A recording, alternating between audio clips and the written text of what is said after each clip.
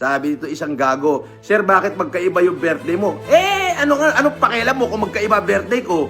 Oh, kung paano sabihin ko dalawa birth certificate ko? Oh, at pareho nasa korte. Kaya nga sabi ko, pumunta ka sa branch 15, RTC Manila, humingi ka ng file doon, tanga. Nang hindi comment ka ng comment ng puro kabubuhan dahil lumalabas na gunggong ka rin o kininam. Fake news din, pag narinig mo, pinaniniwalaan mo, tanga. Ang liwa-liwanag yung sinabi ko, pumunta ka ng branch 15, RTC Manila. Humingi ka ng file doon dahil yan naging kaso yan. May decision doon. Para malaman mo kung ano yung decision ng korte, hindi nagpapakabobo kayong pare-parehas. Tari na. Bobo mo, sige, pasok mga troll.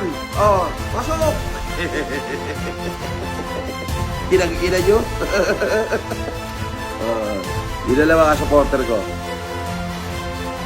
Sabi dito pang isa pang tanga to. Sabi ni Tropang Pochi, isa ka pa rin gago, tanga, bugok, wala kang utak.